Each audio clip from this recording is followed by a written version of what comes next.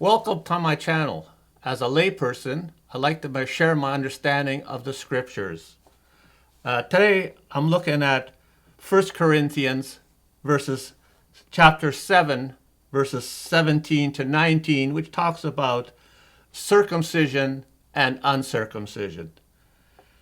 This passage is often used to persuade people that God's covenant was done away with.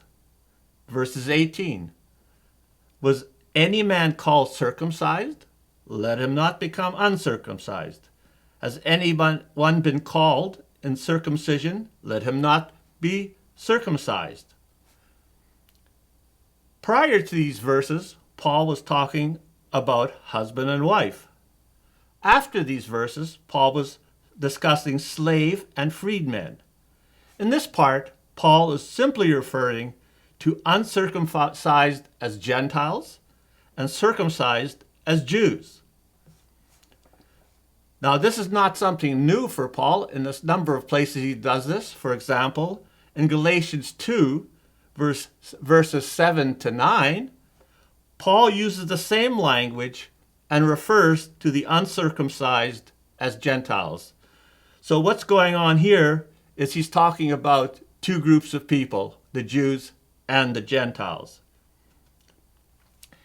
It is obvious that an uncircumcised man can be physically circumcised, but a physically circumcised man can't be uncircumcised. So this is not what Paul is talking about. Verses 19, circumcision is nothing and uncircumcision is nothing. But what matters is the keeping of the commandments. So here Paul is simply saying, as a follower of Messiah, Jew or Gentile, it was the keeping of the covenant commandments that was important. So here he was using circumcised for the word for the people, the Jewish people, and uncircumcised for the Gentile people. Ezekiel 18, verse 9, it says, He who walks in my statutes and my ordinance, he is righteous. He will live.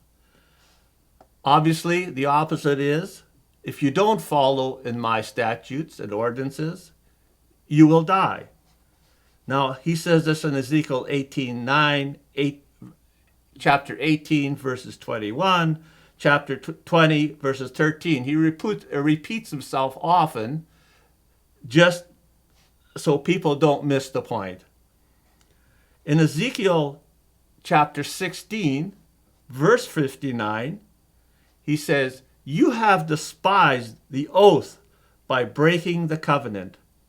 In verse 60, in chapter 16, he says, nevertheless, I will remember my covenant with you in the days of your youth, and I will establish an everlasting covenant with you. So the covenant that God established with Israel in their youth was when they were still in the wilderness. And this is what he calls the covenant, the everlasting covenant. And so when he says, I will remember my covenant, it just means that he will bring it back. He hadn't forgotten about it. It's just that he will bring it back at some point in time. So that's the difference between what people think is a new covenant and a renewed covenant, is that God accomplishes all his purpose, and when he makes a covenant, that is what he accomplishes. God does not change. He's the same yesterday, today, and forever. Now, if you like what you heard, please share with someone. If you don't like it, share with everyone. Thank you.